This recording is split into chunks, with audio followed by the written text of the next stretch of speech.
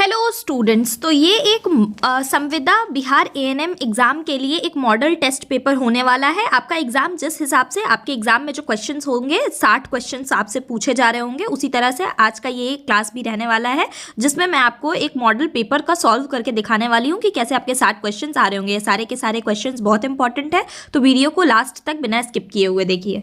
तो चलिए शुरू करते हैं पहला क्वेश्चन से।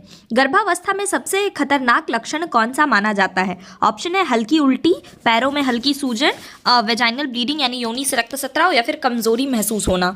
तो इसका सही आंसर क्या है? इसका सही आंसर है वेजाइनल ब्लीडिंग। वेजाइनल ब्लीडिंग जो है वो जो है सबसे खतरनाक लक्षण है गर्भावस्था का। क्यों? क्योंकि गर्भावस्था में वेजाइनल ब्लीडिंग जो होता है वो सबसे खतरनाक होता है, क्योंकि इससे बहुत सारे कॉम्प्लिकेशंस का पता लगता है, जैसे कि प्लेसेंटा प्रीविया हो गया, या फिर गर्भपात होने तक का खतरा जो है वो वेजाइनल ब्लीडिंग के कारण हो सकता है। ये उसका एक इंडिकेशन हो सकता है। ठीक है, चलिए अगला क्वेश्चन देखते हैं। एएनसी गर्भावस्था पूर्व जांच जो है वो कुल कितनी बार अनिवार्य विजिट कितनी होती है, यानी कि एएनसी का अनिवार्य विजिट कितना होता है? ऑप्शंस है 2 विजिट, 3 विजिट, 4 विजिट या 5 विजिट। तो सरकारी राष्ट्रीय दिशा निर्देशों के अनुसार जो है वो गर्भवती महिला को कम से कम 4 बार जो है वो एएनसी में, यानी कि गर्भावस्था के पूर्व जो है वो 4 बार हॉस्पिटल विजिट करना चाहिए और एएनसी जांच करवानी चाहिए। इन विजिट्स में जो है वजन, बीपी, पेट की ऊंचाई, टीटी का टीकाकरण, आयरन, फॉलिक एसिड जो होते हैं उन सारे के टैबलेट्स वगैरह और ब्लड टेस्ट वगैरह सब कुछ किया जा रहा होता है। नेक्स्ट क्वेश्चन है टीके की दूसरी खुराक यानी कि टीटी का सेकेंड डोज जो है वो कब दिया जाता है? ऑप्शन है पहली खुराक के 7 दिन के बाद, पहली खुराक के 1 महीने के बाद, 6 महीने बाद या प्रसव के बाद। तो टीटी का जो दूसरा डोज होता है यानी कि टीटी का सेकेंड डोज जो है वो TT1 के देने के 1 महीने के बाद दिया जा रहा होता है, यानी कि पहली खुराक के 1 महीने के बाद। इसका सही ऑप्शन है ऑप्शन नंबर बी, पहली खुराक के 1 महीने के बाद जो है वो टीटी का दूसरा डोज दिया जा रहा होता है। ठीक है, नेक्स्ट क्वेश्चन है प्रसव का सबसे लंबा चरण कौन सा होता है? ठीक है, प्रसव का सबसे लंबा चरण कौन सा होता है? ऑप्शन है पहला चरण, दूसरा चरण, तीसरा चरण या कोई भी नहीं। तो प्रसव का पहला चरण जो होता है जिसमें गर्भाशय की जो ग्रीवा होती है वो 0 से 10 सेंटीमीटर तक खुलती है, ये सबसे पहला और सबसे लंबा चरण होता है। ठीक है, सबसे लंबा चरण ये इसलिए होता है क्योंकि यह वही समय होता है जब दर्द जो होता है वो शुरू होता है और सर्विक्स धीरे धीरे खुलना शुरू होता है। नेक्स्ट क्वेश्चन है प्लेसेंटा का औसत वजन कितना होता है, यानी कि प्लेसेंटा का एवरेज वेट कितना होता है? ऑप्शन है 250 ग्राम, 350 ग्राम, 500 ग्राम या 750 ग्राम। तो एक सामान्य प्लेसेंटा का वजन जो होता है वो लगभग 450 ग्राम से 500 ग्राम तक का होता है। इसका सही आंसर है ऑप्शन नंबर सी। प्लेसेंटा जो होता है वो बच्चे को भोजन, ऑक्सीजन और सुरक्षा प्रदान करने में हेल्प करता है। नेक्स्ट क्वेश्चन है प्रसव के बाद अत्यधिक रक्तस्राव यानी पीपीएच का सबसे आम कारण क्या है? तो पोस्टपार्टम हेमोरेज जिसे हम पीपीएच कहते हैं उसका सबसे आम कारण क्या होता है? ऑप्शन है इन्फेक्शन, या फिर बच्चेदानी का ढीला होना यानी यूट्राइन एटोनी, या फिर कॉर्ड टियर यानी नाल का फटना, या फिर बुखार। तो पोस्टपार्टम हेमोरेज जिसे हम पीपीएच कहते हैं उसका सबसे प्रमुख और सबसे सामान्य कारण जो होता है वो क्या होता है? वो होता है बच्चेदानी का ढीला पड़ जाना यानी कि uterine atony. Option number B जो है वो इसका सही आंसर है। ऐसे में यूट्रस जो होता है वो सिकुड़ता नहीं है, जिसके वजह से बहुत ज़्यादा खून बह जाता है। इसका उपचार क्या होता है? तो यूटेराइन मसाज और ऑक्सीटोसिन का इंजेक्शन जो प्रसव के तुरंत बाद दिया जाता है प्लेसेंटा के निकालने से पहले। नेक्स्ट क्वेश्चन है प्री इक्लेम्सिया का मुख्य लक्षण क्या है? तो प्री इक्लेम्सिया का मुख्य लक्षण क्या होता है? ऑप्शन है बुखार, तेज सिरदर्द, उल्टी या त्वचा पर दाने। तो प्री इक्लेम्सिया का सबसे मेन लक्षण क्या क्या होता है? इसके लक्षण होते हैं बीपी का बहुत ज़्यादा बढ़ जाना, सूजन होना जिसे हम एडीमा कहते हैं इंग्लिश में, या फिर सिरदर्द। ठीक है, तो इसका सही आंसर क्या है? सीवियर हेडेक यानी तेज सिरदर्द जो है वो प्री इक्लेम्सिया का लक्षण है। गंभीर होने पर क्या हो सकता है? आंखों के आगे धुंधलापन, चक्कर और दौरे भी आ सकते हैं। इक्लेम्सिया जो होता है उसमें दौरे यानी कन्वर्शंस पड़ रहे होते हैं ना, तो प्री इक्लेम्सिया यानी इक्लेम्सिया से पहले का जो कंडीशन है उसमें तेज सिर दर्द, हाई बीपी और सूजन जो है वो देखने को मिल रही होती है। नेक्स्ट क्वेश्चन है नवजात शिशु में सबसे पहली देखभाल क्या है? ऑप्शन क्या क्या है? नहलाना, सुखाना, कपड़े पहनाना या टीका लगाना। तो नवजात शिशु यानी कि तुरंत का जन्मा जो शिशु है उसका सबसे पहले देखभाल क्या करना होता है? तो सबसे पहले होता है कि ड्राइंग यानी सुखाना। बच्चे को सबसे पहले जो है उसके शरीर से पानी हटाना इसलिए महत्वपूर्ण होता है ताकि जो भी शरीर ठंडा ना हो, यानी कि बच्चा जो है वो हाइपोथर्मिया से पीड़ित ना हो। जन्म पर गर्माहट देना जो होता है वो सबसे पहली प्राथमिकता होती है। नेक्स्ट क्वेश्चन है अबगार स्कोर कुल कितने अंकों तक का होता है। तो अबगार स्कोर में टोटल स्कोर कितना होता है। अबगार स्कोर में कितनी चीज़ें को हम लोग चेक करते हैं, 5 चीज़ें को चेक करते हैं, ठीक है, जिसमें हम हर चीज़ को जो है वो 0 से लेकर के 0, 1 या 2 ऐसे नंबर दे रहे होते हैं, या तो 0 या तो 1 या तो 2, ठीक है। तो इसमें टोटल स्कोर कितना होता है, तो इसका सही आंसर है ऑप्शन नंबर सी यानी 10 जो है वो टोटल स्कोर होता है, ठीक है। नेक्स्ट क्वेश्चन देखते हैं। बच्चा गर्भ में सबसे पहले कौन सा अंग बनता है। बच्चा का गर्भ में जो है वो सबसे पहला अंग कौन सा बन रहा होता है। ऑप्शन है लिम्स, दिल, बाल या हड्डियां। तो इसका सही आंसर क्या है, गर्भ में सबसे पहले बच्चे का दिल का निर्माण होता है। सही आंसर है ऑप्शन नंबर बी, जो कि कब निर्माण हो जाता है, तो 3 से 4 सप्ताह में जो है वो दिल का निर्माण हो जाता है और वो धड़कना शुरू कर देता है। नेक्स्ट क्वेश्चन है बीसीजी टीका किस रोग से बचाता है। तो बीसीजी का टीका जो है वो किस रोग के खिलाफ दे रहे होते हैं। ऑप्शंस है खसरा यानी मीजल्स, या फिर पोलियो, या फिर टीबी, या फिर डायरिया। तो बीसीजी का जो वैक्सीन है वो बच्चे को जन्म के तुरंत बाद दिया जा रहा होता है, जो कि टीबी यानी ट्यूबरक्लोसिस के खिलाफ दिया जाता है, ठीक है। नेक्स्ट क्वेश्चन है VVM यानी वैक्सीन वायल मॉनिटर। तो वैक्सीन वायल मॉनिटर का मुख्य उपयोग क्या होता है। ऑप्शन क्या क्या है, वैक्सीन का वजन बताना, या फिर वैक्सीन की तापमान क्षति दिखाना, या फिर वैक्सीन की तारीख बताना, या फिर वैक्सीन की मात्रा बताना। तो VVM यानी कि वैक्सीन वायल मॉनिटर जो है वो वैक्सीन का पर लगा एक छोटा सा गोल से स्टिकर होता है, जो ये दिखाता है कि वैक्सीन कितनी गर्मी झेल चुका है और वह खराब हुआ है या नहीं। इस स्टिकर के भीतर जो होता है एक गोल होता है जिसके अंदर का घेरा होता है, स्क्वायर वगैरह टाइप का बना होता है। अगर वो गहरा हो जाए तो इसका मतलब होता है कि वैक्सीन खराब हो चुका है। यह कोल्ड चेन को मेंटेन करने में बहुत ही ज़्यादा हेल्पफुल होता है। तो इसका सही आंसर है कि वैक्सीन की तापमान क्षति दिखाना, यानी कि shows heat exposure of the vaccine.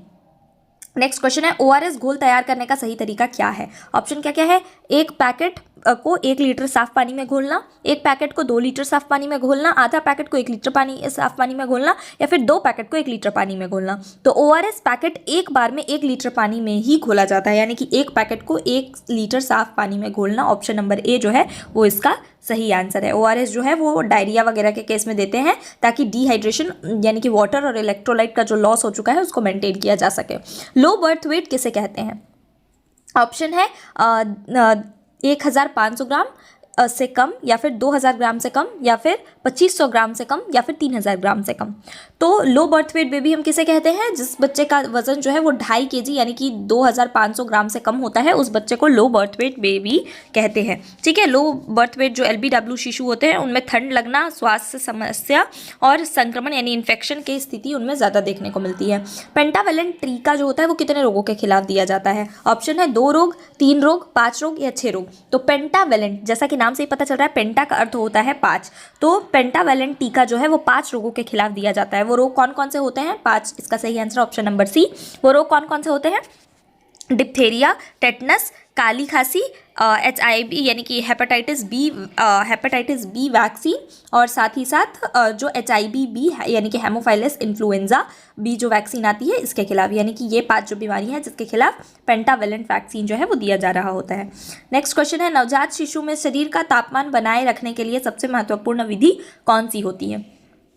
तो नवजात शिशु में शरीर का तापमान बनाए रखने के लिए जो सबसे महत्वपूर्ण विधि क्या होती है, नहलाना, माँ से चिपका कर रखना, पंखा चलाना, या बच्चे को अकेले लेटाना। तो इसका सही आंसर है माँ से बच्चे को चिपका कर रखना, यानी स्किन टू स्किन कॉन्टैक्ट, जिसे हम KMC यानी कंगारू मदर केयर भी कहते हैं। इससे बच्चा जो है वो ठंड से बचता है, उसका श्वसन स्थिर होता है, और साथ ही साथ ब्रेस्ट फीडिंग में भी मदद होती है। गर्भावस्था में प्री इक्लेम्सिया का प्रमुख लक्षण क्या है, ये मैंने अभी आपको ये क्वेश्चन एक्सप्लेन किया है। ऑप्शन देख लेते हैं, खांसी, तेज सिर दर्द, दस्त या कान में दर्द। तो इसका सही आंसर क्या है, तेज सिर दर्द। प्री इक्लेम्सिया के 3 लक्षण, तेज सिर दर्द, हाई BP और सूजन। इक्लेम्सिया का क्या लक्षण होता है, तो कन्वर्जेंस यानी कि दौरे पड़ना।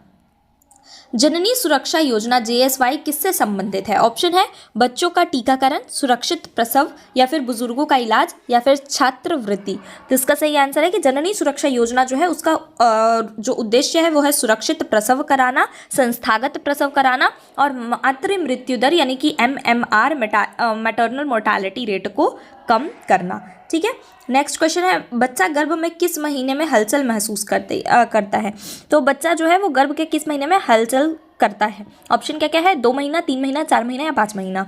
तो माँ बच्चे की हलचल को लगभग 16 से 20 सप्ताह यानी कि 4 से 5 महीने में जो है महसूस कर पा रही होती है। इसीलिए 4 से 5 महीना दोनों ही सही माना जाता है, लेकिन यहाँ पे सामान्यतः आंसर में क्या सही होगा, 4 महीने सही होंगे। ठीक है, नेक्स्ट क्वेश्चन है कोल्ड चेन में वैक्सीन रखने का सबसे सुरक्षित जगह कौन सा होता है?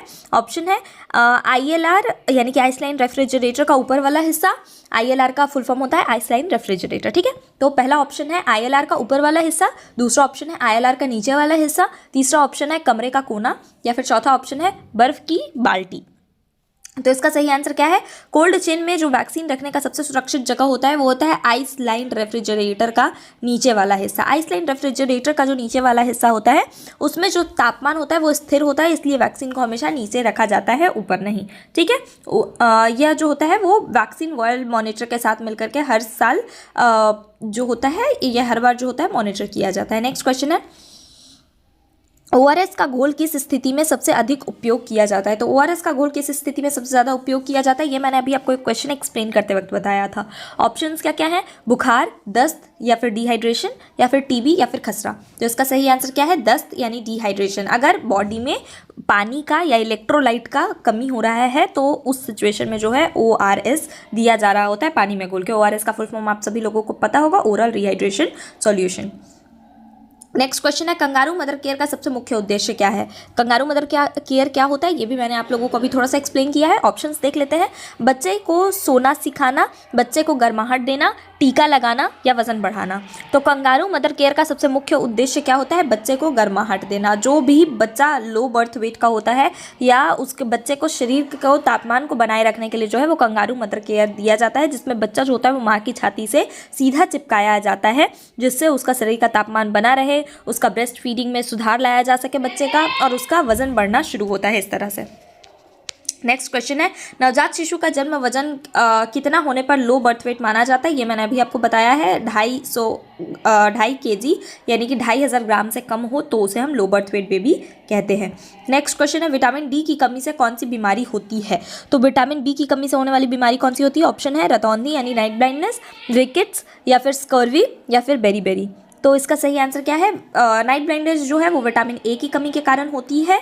वहीं अगर बात करें स्कर्वी की तो वो विटामिन C की कमी के कारण होती है। वहीं अगर बात करें बेरी की तो विटामिन B की कमी से होती है। विटामिन D की कमी के कारण होने वाला जो बीमारी है वो है रिकेट्स। रिकेट्स जो बीमारी है वो हड्डियों से की कमजोरी के कारण होने वाला बीमारी है, जो कि बच्चों में अक्सर देखने को मिलता है, और यह विटामिन D की कमी से होता है। नेक्स्ट क्वेश्चन है प्रोटीन की कमी से कौन सा रोग होता है? तो प्रोटीन की कमी के कारण कौन सा रोग देखने को मिलता है? ऑप्शन है स्कर्वी, जॉन्डिस, क्वाशियोर्कर, या फिर खसरा। तो प्रोटीन की कमी के कारण जो बीमारी देखने को मिलती है वो होता है क्वाशियोर्कर, जो कि जनरली बच्चों में देखने को मिलता है, और इसमें शरीर में प्रोटीन की भारी कमी होती है, जिसके कारण जो बच्चा है वो बहुत ही ज़्यादा कुपोषित होता है। इसके लक्षण क्या क्या होते हैं? तो पेट फूलना, पेट में जो है वो पेट फूल जाता है, बाल झड़ना, त्वचा का सूखापन होना और कमज़ोरी लगना। ठीक है, नेक्स्ट क्वेश्चन है पानी शुद्ध करने का सबसे सरल और सुरक्षित तरीका कौन सा होता है? ऑप्शन क्या क्या है? कपड़े से छानना, उबालना, सोडा मिलाना, या फिर नमक मिलाना।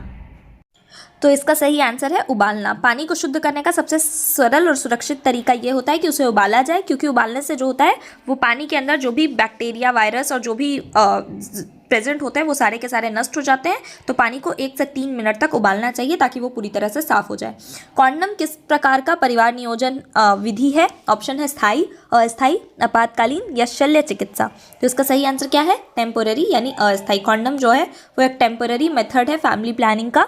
इसके फायदे क्या होते हैं? तो ये एक तो प्रेगनेंसी को रोकता है, साथ ही साथ ये STIs यानी कि जो सेक्सुअल इंटरकोर्स के कारण फैलने वाले जो बीमारियां होती हैं उनसे भी बचा रहा होता है। नेक्स्ट क्वेश्चन है TB किसके द्वारा फैलती है? ऑप्शन है दूषित पानी, भोजन, हवा, या फिर धूप। तो इसका सही आंसर है कि TB के जो रोगाणु होते हैं वो हवा यानी एयर बॉर्न होते हैं, वो संक्रमित व्यक्ति के खांसने और छींकने के कारण फैल रहे होते हैं। बंद कमरे में रहने से, बंद कमरे में यदि अगर आप एक पेशेंट के साथ रह रहे हो तो उस कंडीशन में भी जो है वो TB होने का खतरा बढ़ता है, और जो कमज़ोर इम्यूनिटी वाले लोग होते हैं उनमें भी TB होने का खतरा जो है वो अधिक होता है। नेक्स्ट क्वेश्चन है हाथ धोने के कुल कितने चरण माने जाते हैं? ऑप्शन है 2, 4, 6, या 10। तो इसका सही आंसर क्या है? इसका सही आंसर है 6। हाथ धोने के कुल कितने चरण माने गए हैं? 6। क्या क्या होता है? तो WHO द्वारा 6 चरण निर्धारित किए गए हैं। पहला है हथेलियों को एक दूसरे से रगड़ना, दूसरा है हाथों का जो पीछे है उसको रगड़ना, तीसरा है अंगुलियां, चौथा है अंगूठा, पांचवा है नाखून और छठा है कलाई। हाथ धोने से, हाथ इस तरह से जो WHO का द्वारा दिए गए गाइडलाइंस है उस द्वारा से हाथ धोने से जो हाथ है वो सबसे ज़्यादा संक्रमण रहित हो जाते हैं। ठीक है, नेक्स्ट क्वेश्चन है मातृ मृत्यु दर यानी MMR किसकी माप होती है? ऑप्शन क्या क्या है? शिशु की मृत्यु, गर्भवती प्रसूता की मृत्यु, बच्चों की मृत्यु या बुजुर्गों की मृत्यु। तो मातृ मृत्यु दर यानी कि MMR जो है वो गर्भवती या प्रसूता की मृत्यु का दर होता है। 1 लाख प्रसव पर कितनी माताओं की मृत्यु हुई, यह गणना MMR के द्वारा मापा जा रहा होता है। MMR जो है वह स्वास्थ्य प्रणाली की गुणवत्ता का मुख्य संकेतक होता है। नेक्स्ट क्वेश्चन है गर्भवती महिला में प्रोटीन, यूरिया, सूजन और हाई बीपी एक साथ मिले तो कौन सी स्थिति दर्शाती है? इसमें से मैंने 2 आप लोगों को ऑलरेडी बताया है, अगर आपको याद हो अभी तक तो ये 2 बार रिपीट हुआ है ये क्वेश्चंस, जिसमें कॉन्सेप्ट सेम था। क्या? तो हाई बीपी। मैंने हाई बीपी आपको बताया किस कंडीशन में देखने को मिलता है, सूजन भी बताया है। एक नया चीज़ यहाँ पे आपको इस क्वेश्चन में जो पता चल रहा है वो क्या है? Protein, urea. ठीक है, तो ऑप्शन देख लेते हैं, एनीमिया, प्रीक्लेम्सिया, एसिडिटी या गैस्ट्राइटिस। तो इसका सही आंसर क्या है? प्रीक्लेम्सिया। प्रीक्लेम्सिया केस में क्या है? सीवियर हेडेक यानी कि तेज सिरदर्द, हाई बीपी, सूजन और प्रोटीन, यूरिया सब कुछ देखने को मिल रहा होता है। नेक्स्ट क्वेश्चन देखते हैं, PPH को रोकने के लिए प्रसव के तुरंत बाद सबसे प्रभावी कदम क्या होता है? तो पोस्टपार्टम हेमोरेज यानी कि प्रसव के बाद जो ब्लड ब्लीडिंग हो रही होती है जिसे हम पोस्टपार्टम हेमोरेज कहते हैं, उसको रोकने के लिए क्या सबसे प्रभावी कदम उठाया जाता है? ऑप्शन है बच्चे को नहलाना, पेरिनियम धोना या फिर बच्चेदानी की मालिश यानी यूट्राइन मसाज या फिर जांच करना। तो इसका सही आंसर क्या है? बच्चेदानी की मालिश, यूटेराइन मसाज। PPH यानी कि प्रसवोत्तर रक्तस्राव का मुख्य कारण क्या होता है? बच्चेदानी का ढीला होना, जो एटोनी कहते हैं। ठीक है, तो इसका सबसे तेज़ और प्रभावी उपाय ये होता है कि गर्भाशय का तुरंत मालिश किया जाए जिससे यूट्रस जो है वो कॉन्ट्रैक्ट कर जाए और रक्तस्राव जो है वो बंद हो जाए। नेक्स्ट क्वेश्चन है गर्भ के अंदर बच्चा आड़ा यानी ट्रांसवर्स लाए हो तो सबसे बड़ा खतरा क्या होता है? ऑप्शन क्या क्या है? बच्चा छोटा होना, प्रसव लंबा होना, नाल पहले बाहर आना या फिर खून की कमी होना। तो ट्रांसवर्स लाए बच्चा अगर ऐसा रहे तो क्या होता है? प्रसव के दौरान जो होता है वो नाल पहले निकल सकती है, नाल का पहले बाहर आना यानी कॉर्ड प्रोलैप्स कर सकता है। ठीक है, जो बच्चे को ऑक्सीजन की आपूर्ति बंद कर देता है। यह क्या है? यह एक ऑब्स्टेट्रिक इमरजेंसी है यानी कि एक आपातकालीन स्थिति है अगर बच्चा ऐसे हो तो। नेक्स्ट क्वेश्चन है नवजात शिशु में सांस ना चलने पर पहला कदम क्या है? ऑप्शन क्या क्या है? CPR शुरू करना, जन्म के तुरंत बाद सुखाना और पीठ थपथपाना, ऑक्सीजन देना या दवा देना। तो इसका सही आंसर क्या है? जन्म के तुरंत बाद सुखाना और पीठ थपथपाना। नवजात शिशु जो होता है उसको पूर्ण जीवन देना को हम क्या कहते हैं? न्यूबॉर्न रिससिटेशन कहते हैं। इसका पहला कदम क्या होता है? तो बच्चे को अच्छी तरह से सुखाना, उसके पीठ को हल्के से थपथपाना, मुंह और नाक साफ करना ताकि उसके मुंह में या उसके जो भी रेस्पिरेटरी पाथ है उसमें अगर कुछ फंसा हुआ है तो उसको निकाला जाता है, उसको क्लीन किया जाता है ताकि बच्चा जो है वो वापस से सांस लेने लगे। इस तरह से जो होता है वो 60 से 70% बच्चे जो हैं वो वापस रोना शुरू कर देते हैं और उन्हें सांस लेने में जो होता है वो सांस ले पाते हैं। ठीक है, नेक्स्ट क्वेश्चन है यदि VVM की अंदरूनी भाग बाहरी घेरे से गहरा हो जाए तो क्या करना चाहिए? ऑप्शन है तुरंत उपयोग करें, हिला कर देखें, वैक्सीन को फेंक दें या डिस्कार्ड कर दें, दोबारा ठंडा करें। तो अगर VVM का जो अंदरूनी भाग है, जैसे VVM का ये स्टिकर है, ठीक है, इसके अंदर का ये भाग है, ठीक है, और ये भाग जो होता है ये डार्क होता है और ये भाग जो होता है वो लाइट होता है। तो अगर ये अंदर का जो घेरा है वो बाहर से ज़्यादा डार्क हो जाए, ये भाग ही ज़्यादा डार्क हो जाए तो क्या कर देना चाहिए? हमें उस वैक्सीन को जो है वो तुरंत डिस्कार्ड कर देना चाहिए, क्योंकि वो वैक्सीन जो है वो हाई टेम्परेचर यानी कि टेम्परेचर रेगुलेट ना होने के कारण वो क्या हो चुकी है? वो बिल्कुल ही ख़राब हो चुकी है, उस वैक्सीन को उपयोग करने योग्य वो नहीं बची है। नेक्स्ट क्वेश्चन है गंभीर डिहाइड्रेशन में कौन सा IV फ्लूइड सबसे पहले दिया जाता है? ऑप्शन है normal water, fruit juice, Ringer lactate या फिर मिल्क। तो इसका सही आंसर क्या है? गंभीर डिहाइड्रेशन में सबसे पहले रिंगर लैक्टेट, जिसे हम RL कहते हैं कॉमन भाषा में, वो दिया जा रहा होता है, क्योंकि इसमें सोडियम, पोटाशियम और लिक्विड जो होता है उसकी भारी कमी होने को मेंटेन करने के लिए यह सबसे उचित होता है। ठीक है, नेक्स्ट क्वेश्चन है वैक्सीनेशन के दौरान सबसे अधिक गलती किससे होती है? ऑप्शन क्या है? सिरिंज नई ना लेना, VVM ना देखना, हाथ ना धोना, बच्चे का वजन ना देखना। तो इसका सही आंसर क्या है? सबसे सामान्यतः जो गलती होती है वो क्या होती है, वीवीएम यानी कि वैक्सीन वेल मॉनिटर को ना देखना। यदि वीवीएम चेक नहीं किया गया तो खराब वैक्सीन बच्चे को लग सकती है, इससे वैक्सीन प्रभावहीन हो सकता है और उसका दुष्प्रभाव भी होने का चांसेस रहता है। तो इसीलिए कोल्ड चेन का जो सिस्टम है उसको अच्छी तरह से मेंटेन करते हुए वीवीएम चेक ज़रूर करना होता है। विटामिन ए की खुराक देने का सबसे मुख्य उद्देश्य क्या है? तो विटामिन ए की खुराक देने का सबसे मुख्य उद्देश्य क्या होता है? ऑप्शन है बच्चे को मोटा करना, खून बढ़ाना, रतौंधी रोकना, बुखार ठीक करना। तो विटामिन ए की कमी के कारण जो बीमारियां होती है वो सारे से बचाव के लिए जो है वो विटामिन ए की एक्स्ट्रा खुराक बच्चे को दी जा रही होती है। तो विटामिन ए के कारण होने वाली सबसे कॉमन बीमारी क्या है? नाइट ब्लाइंडनेस यानी रतौंधी। तो विटामिन ए की खुराक देने से क्या होता है? रतौंधी रोका जा रहा होता है और साथ ही साथ बच्चे की जो रोग प्रतिरोधक क्षमता है वो भी बढ़ रही होती है, उसके लिए भी विटामिन ए ज़रूरी होती है। नेक्स्ट क्वेश्चन है, जन्म के 1 घंटे के अंदर स्तनपान कराने का सबसे मुख्य कारण क्या है? ऑप्शन है बच्चा रोने लगे, दूध जल्दी बढ़े, संक्रमण से बचाव और गर्माहट, वजन बढ़े। तो इसका सही आंसर क्या है? बच्चे को जन्म के 1 घंटे के अंदर स्तनपान कराना मुख्य इसलिए होता है ताकि बच्चे को जो है वो माँ का पहला दूध, जिसे हम कोलोस्ट्रम कहते हैं, ठीक है, कोलोस्ट्रम कहते हैं, जो कि बच्चे के लिए बहुत ज़रूरी होता है क्योंकि इसमें बच्चे के लिए जितने भी उसे एंटीबॉडीज़ चाहिए होते हैं जो कि उसका इम्यूनिटी बढ़ाए वो सारे प्रेजेंट होते हैं। साथ ही साथ बच्चे को जो भी न्यूट्रिशन चाहिए होता है जन्म के तुरंत बाद वो सारे उचित मात्रा में प्रेजेंट होते हैं, जिससे बच्चा जो है वो संक्रमण से भी बचा रहता है और उसका शरीर जो होता है वो गर्म भी रहता है। तो इसीलिए बच्चे को जन्म के 1 घंटे के तुरंत अंदर में जो है वो संक्रमण से बचाव और गर्माहट हेतु जो है वो स्तनपान कराना बहुत ही मुख्यतः जरूरी होता है। नेक्स्ट क्वेश्चन है, पल्स पोलियो अभियान किस आयु तक के बच्चे के लिए है? तो पल्स पोलियो अभियान जो है वो किस आयु तक के बच्चे के लिए है? ऑप्शन क्या क्या है? 0 से 1 वर्ष, 0 से 2 वर्ष, 0 से 5 वर्ष या 5 से 10 वर्ष। तो पल्स पोलियो इम्यूनाइजेशन जो है उसका लक्ष्य क्या है? 5 वर्ष से कम आयु के लगभग सभी बच्चों तक ओपीवी का वैक्सीन जो है, ओरल पोलियो वैक्सीन का जो है उसे पहुंचाना, ताकि पोलियो को जो है वो भारत से जड़ से खत्म किया जा सके। तो इसका सही आंसर है 0 से 5 वर्ष। नेक्स्ट क्वेश्चन है, यदि नवजात शिशु की सांस नहीं चल रही हो और दिल की धड़कन 100 से कम हो तो सबसे पहला कदम क्या करना चाहिए? ऑप्शन क्या क्या है? ऑक्सीजन देना या फिर दवा लगाना या फिर वेंटिलेशन देना या फिर छाती पर दबाव देना।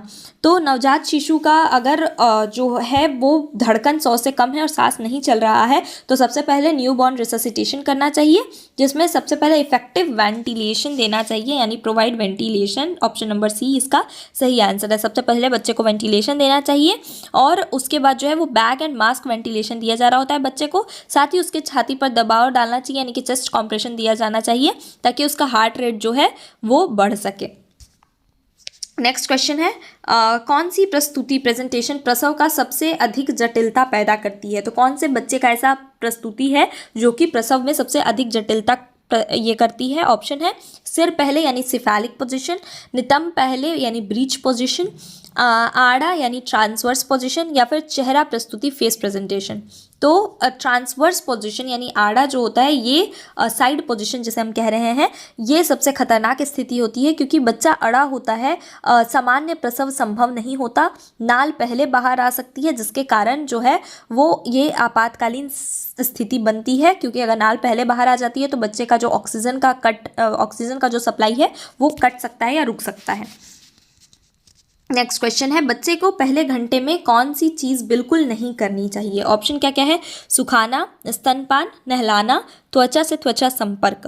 तो इसका सही आंसर क्या है? बच्चे को पहले घंटे में क्या नहीं करना चाहिए? तो उसे नहलाना बिल्कुल नहीं चाहिए क्योंकि इससे बच्चा क्या है, हाइपोथर्मिया से पीड़ित हो सकता है, यानी कि बच्चे का जो शरीर का तापमान है वो सामान्य से और ज़्यादा नीचे गिर सकता है और बच्चा हाइपोथर्मिया से पीड़ित हो सकता है, उससे पे मृत्यु तक का खतरा हो सकता है। इसलिए बच्चे को कभी भी जो है वो नहलाना नहीं चाहिए पहले घंटे में। नेक्स्ट क्वेश्चन है, ILR में वैक्सीन को रखने का सही स्थिति क्या है? तो आइसलाइन रेफ्रिजरेटर में वैक्सीन को रखने का सही स्थिति क्या होती है? ऑप्शन क्या क्या है? ऊपर की ट्रे में, दरवाजे पर, नीचे वाले हिस्से में या फिर बाहर की टेबल पर। तो ILR जिसे हम आइसलाइन रेफ्रिजरेटर कहते हैं, तो उसमें जो वैक्सीन रखने का जगह क्या होता है? उसमें वैक्सीन रखने का जगह होता है नीचे वाला हिस्सा यानी कि बॉटम बास्केट। क्यों? क्योंकि नीचे जो होता है वो तापमान सबसे ज़्यादा स्थिर होता है और वैक्सीन हमेशा कम टेम्परेचर पर यानी कि नीचे वाले बास्केट में ही स्टोर की जाती है। ऊपर रखने से तापमान भिन्नता बढ़ती है और वैक्सीन खराब हो सकती है। नेक्स्ट क्वेश्चन है प्रसव के तीसरे चरण का मुख्य उद्देश्य क्या है। ऑप्शन क्या क्या है, बच्चे को बाहर लाना, दर्द रोकना, प्लासेंटा बाहर निकालना, माँ को दवा देना। तो तीसरा चरण छोटा होता है लेकिन बहुत महत्वपूर्ण होता है, क्योंकि इसमें जो होता है वो प्लासेंटा माँ की बॉडी से बाहर निकाला जा रहा होता है। तो इसका सही आंसर है प्लासेंटा बाहर निकालना। प्रसव के तीसरे चरण में जो है वो रक्त स्राव को रोकने के लिए यूट्रस का सिकुड़ना जरूरी होता है, जिसके लिए ऑक्सीटोसिन भी दे रहे होते हैं। और इसमें पीपीएच का जोखिम जो होता है वो भी जोखिम का समय ये थर्ड चरण ही होता है। ठीक है, तो इसीलिए इसे क्रिटिकल स्टेज भी कहा जाता है, और इसमें प्लासेंटा जो होता है वो बाहर निकाला जा रहा होता है। नेक्स्ट क्वेश्चन है नवजात शिशु को विटामिन के क्यों दिया जाता है। तो जो नवजात शिशु है उसे विटामिन के देने का वजह क्या होता है। ऑप्शन है बच्चे को बाहर लाना, ऑप्शन है वजन बढ़ाने के लिए, संक्रमण रोकने के लिए, रक्त स्राव रोकने के लिए, या फिर दांत मजबूत करने के लिए। तो विटामिन के की कमी के कारण बच्चे में जो है वो ब्लीडिंग डिसऑर्डर पैदा हो सकती है। तो इसीलिए नाल से खून को बहने के रोकने के लिए, मुंह नाक से खून बहे उस चीज़ को रोकने के लिए, या ब्रेन में किसी भी तरह का दिमाग में रक्त स्राव हो, उन सभी चीज़ों को रोकने के लिए जो है, यानी कि कुल मिला के रक्त स्राव को रोकने के लिए जो है वो विटामिन के दिया जा रहा होता है जन्म के तुरंत बाद। नेक्स्ट क्वेश्चन है पेंटावेलेंट टीका शरीर में कैसे दिया जाता है। तो पेंटावेलेंट टीका जो है वो अभी किस बीमारियों के खिलाफ दिया जाता है वो मैंने आपको ऑलरेडी बता दिया है, पर वो शरीर में कैसे दिया जाता है। ऑप्शन है ओरल, शिरा में यानी वेन्स में इंट्रावेनस तरह से, या फिर मसल्स में यानी मांसपेशी में इंट्रामस्कुलर, या फिर त्वचा में इंट्राडर्मल। तो इसका सही आंसर क्या है, पेंटावेलेंट जो इंजेक्शन है वो मांसपेशियों में यानी कि आईएम दिया जाता है। आमतौर पर ये कहाँ दिया जाता है, तो जांघ की बाहरी मांसपेशी जिसे हम एंटेरियो लैटरल थाई कहते हैं वहाँ पे दिया जा रहा होता है। ठीक है, नेक्स्ट क्वेश्चन है दस्त वाले बच्चों में सबसे पहला क्या संकेत दिखता है। ऑप्शन क्या क्या है, वजन बढ़ना, सुस्ती यानी लेथार्जी, या फिर डिहाइड्रेशन, या फिर उल्टी होना। तो दस्त वाले जो बच्चे होते हैं उनमें जो सबसे मेन समस्या होती है कि उनके शरीर में पानी और जो इलेक्ट्रोलाइट होता है उनकी कमी हो जाती है, जिसके वजह से उनका आँख धंस जाता है, उनकी त्वचा जो होती है वो ढीली पड़ जाती है, पेशाब कम होती है, साथ ही साथ बच्चा जो होता है वो सुस्त हो जाता है, जिसे ORS दे करके ठीक किया जा रहा होता है डिहाइड्रेशन वाले सिचुएशन में। तो इसका सही आंसर क्या है, डिहाइड्रेशन जो होता है वो सबसे पहले होता है बच्चों में। ठीक है, नेक्स्ट क्वेश्चन है कौन सा विटामिन की कमी से मसूड़े में खून आने लगता है। तो कौन सा ऐसा विटामिन है जिसकी कमी के कारण मसूड़े में खून आता है। ऑप्शन है vitamin A, vitamin B, vitamin C, या विटामिन के। तो मसूड़े में खून आना कौन सी बीमारी में होता है, तो ये स्कर्वी में होता है। ठीक है, स्कर्वी बीमारी जो है उसमें मसूड़े में खून आता है, और स्कर्वी बीमारी किस विटामिन की कमी के कारण होती है, तो वो विटामिन सी की कमी के कारण होती है। विटामिन सी की कमी के कारण स्कर्वी होती है, जिसमें मसूड़ों से खून आते हैं, दांत कमज़ोर होता है, थकान होता है, और त्वचा पर धब्बे धब्बे जैसे दिखते हैं। ठीक है, नेक्स्ट क्वेश्चन है कौन सा रोग पानी के माध्यम से सबसे तेजी से फैलता है। ऑप्शन है मलेरिया, टीबी, कॉलेरा, या डेंगू। तो दूषित पानी से फैलने वाला बीमारी कौन सा होता है, वो है कॉलेरा। कॉलेरा दूषित पानी से फैलने वाला बीमारी है, जिसमें दस्त यानी जो डायरिया है वो देखने को मिलता है गंभीर रूप से। ठीक है, जिसमें कुछ ही घंटों में क्या होता है, कॉलेरा होने के कुछ ही घंटों में गंभीर डिहाइड्रेशन हो सकती है। इसीलिए पानी को हमेशा बॉईल करके यानी कि उबाल करके ही पीना ज़रूरी होता है, ताकि कॉलेरा से इंसान बच्चा जो है वो पीड़ित ना हो। नेक्स्ट क्वेश्चन है कॉपर टी का मुख्य कार्य क्या है। तो कॉपर टी का कार्य क्या होता है। ऑप्शन है अंडा बनना आना रोकना यानी कि स्टॉप ओवम फॉर्मेशन, या फिर गर्भाशय की दीवार को कमज़ोर करना, या फिर शुक्राणुओं की गति को रोकना, या फिर बच्चे की वृद्धि रोकना। तो कॉपर टी जो है वो एक फैमिली प्लानिंग का एक बहुत ही इंपॉर्टेंट ये इंस्ट्रूमेंट है। कॉपर टी को जो है वो यूट्रस में लगाया जाता है, ताकि जो स्पर्म है उसकी गति कमज़ोर हो सके, फर्टिलाइजेशन ना हो, ताकि बच्चा जो है वो गर्भधारण ना हो। कॉन्ट्रासेप्शन का कार्य ये कॉपर टी कर रहा होता है। ठीक है, तो इसका सही आंसर क्या है कि ये शुक्राणु की गति यानी कि स्पर्म के मूवमेंट को रोक रहा होता है। नेक्स्ट क्वेश्चन है टीबी मरीज का उपचार कितने चरणों में होता है। तो टीबी का मरीज जो होता है उनके लिए डॉट थेरेपी स्पेशली लाया गया है। ठीक है, डॉट्स थेरेपी जिसे हम कहते हैं, ये सरकार द्वारा चलाया जाता है, जिसमें जो है वो अलग चरण में जो है वो रोगियों का इलाज किया जा रहा होता है। ठीक है, तो कितने चरण में। ऑप्शन है 1 चरण, 2 चरण, 3 चरण, या 4 चरण। तो इसका सही आंसर है कि 2 चरण। 2 चरण कौन कौन से होते हैं, तो पहला होता है इंटेंसिव फेज, दूसरा होता है कॉन्टिन्यूएशन फेज। इन दोनों फेजेस में जो है वो अलग अलग दवाइयाँ दी जाती है ट्रीटमेंट के लिए। नेक्स्ट है बच्चों में रतौंधी किस विटामिन की कमी के कारण होती है। ये मैंने आपको ऑलरेडी बहुत बार बता रखा है, विटामिन ए की कमी के कारण नाइट ब्लाइंडनेस यानी रतौंधी होती है। नेक्स्ट क्वेश्चन है जहाँ स्वच्छ पानी उपलब्ध ना हो वहाँ सबसे सुरक्षित शुद्धिकरण विधि कौन सी है? ऑप्शन क्या क्या है? कपड़े से छानना, क्लोरीन की गोली यानी क्लोरीनेशन, धूप में रखना या फिर जमाना। तो जहाँ स्वच्छ पानी उपलब्ध ना हो वहाँ पानी को सुरक्षित तरीके से पीने के लिए क्या करना चाहिए? तो क्लोरीन की गोली यानी क्लोरीनेशन जो है उसका इस्तेमाल करना चाहिए। उससे पानी में मौजूद जो भी रोगाणु होते हैं वो मर जाते हैं और यह तुरंत सबसे आसान तरीका है जिससे जो है वो पानी को साफ किया जा रहा होता है। नेक्स्ट क्वेश्चन है, बच्चों में सूखी खांसी और बुखार के साथ लाल दाने दिखाई दे तो कौन सा रोग है? ऑप्शन है टीबी, खसरा, मलेरिया या डेंगू। तो इसका सही आंसर क्या है? खसरा। खसरा मीजल्स में क्या क्या होता है, क्या क्या लक्षण दिखाई देते हैं? तो बुखार होना, लाल दाने दिखाई देते हैं, मुंह में दाने दिखाई देते हैं जिसे हम क्या कहते हैं? कॉप्लिक स्पॉट्स कहते हैं। ठीक है, कॉप्लिक स्पॉट्स कहते हैं जो कि मुंह में दाने दिखाई देते हैं। लाल दाने भी दिखाई देते हैं स्किन पे, साथ ही साथ बुखार, खांसी और आंखें लाल लाल होती हैं। इसके लिए वैक्सीनेशन जो है वो ऑलरेडी गवर्नमेंट द्वारा लगाया जा रहा होता है। नेक्स्ट क्वेश्चन है, किस योजना में गर्भवती महिलाओं को मुफ्त दवा, जांच और एम्बुलेंस सुविधा दी जा रही होती है? तो ऐसा कौन सा योजना है जिसके तहत जो है वो गर्भवती महिलाओं को मुफ्त में जो है वो दवा, जांच और एम्बुलेंस सुविधाएं मिलती है? ऑप्शन है जननी सुरक्षा योजना, JSY, JSSK, RCH या फिर ICDS। तो इसका सही आंसर क्या है? इसका सही आंसर है JSSK। ठीक है, JSSK जो है उसके तहत मुफ्त दवा, जाँच, प्रसव और एम्बुलेंस और नवजात की देखभाल भी मुफ्त में मिल रही होती है। नेक्स्ट क्वेश्चन है, बच्चा 6 महीने से कम का है और दस्त हो गया हो तो सबसे पहले क्या देना चाहिए? ऑप्शन है पानी, ग्लूकोज, ORS या शहद। तो दस्त में मुख्य खतरा डिहाइड्रेशन का होता है, तो 6 महीने के बच्चे को भी ORS छोटे घूंट में जो है वो दिया जा रहा होता है। इसका सही आंसर है option number C, ORS। Next question है, गर्भवती महिला का सामान्य BP कितना माना जाता है? ऑप्शन है 80/40, 90/50, 120/80 या 140/90। तो गर्भावस्था में BP जो होता है वो 140/90 जो होता है उसके ऊपर हो तो उसे हाई BP कहते हैं, यानी कि जेस्टेशनल हाइपरटेंशन का सिचुएशन होता है। तो सामान्यतः BP कितना होती है? 120/80।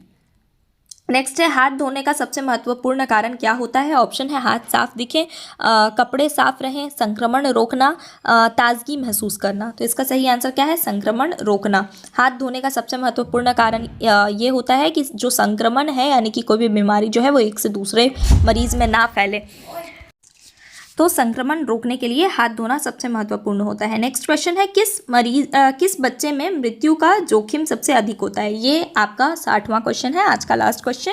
किस बच्चे में मृत्यु का जोखिम सबसे अधिक होता है? ऑप्शन है सामान्य वजन, 3 किलो वजन, LBW से कम या फिर 4 किलो। तो बच्चे में मृत्यु का जोखिम सबसे अधिक उनमें होता है जो लो बर्थ वेट यानी कि LBW वाले बच्चे होते हैं, यानी कि 2.5 kg से कम वेट वाले जो बच्चे होते हैं उनमें मृत्यु का खतरा जो होता है वो सबसे अधिक होता है। तो आज का ये क्लास आपका यहीं खत्म होता है। अगर आपको ये क्लास अच्छा लगा हो तो वीडियो को लाइक करना और चैनल को सब्सक्राइब करना बिल्कुल भी ना भूलें। आपका ये मॉक टेस्ट जो है वो आपके एग्जाम के मोस्ट ऑफ द इम्पॉर्टेंट जो क्वेश्चन है उनको सभी को कवर कर रहा है। आपके लिए और लगातार ऐसे ही कंटेंट इसी चैनल पर लाया जा रहा होगा। अगर आप भी चाहते हैं कि आप और ढेर सारे मॉक टेस्ट एग्जाम से पहले दें और साथ ही साथ सब्जेक्ट वाइज टेस्ट सीरीज भी ज्वाइन कर पाएँ, मोस्ट इंपॉर्टेंट 5000 क्वेश्चंस का गाइड भी आपको मिले, तो इन सभी चीज़ों के लिए आपको हमारा यकीन बैच राठौर एजुकेशन पॉइंट के द्वारा जो ऑलरेडी ला दिया गया है उसे आप ज्वाइन कर सकते हैं, जिसका प्राइस भी आपको अभी एग्जाम के लिए डिस्काउंट में 399 पे मिल जाएगा। तो उसके लिए आप राठौर एजुकेशन पॉइंट ऐप को प्ले स्टोर से डाउनलोड करिए और हमारे यकीन बैच को ज्वाइन करिए। Thank you so much.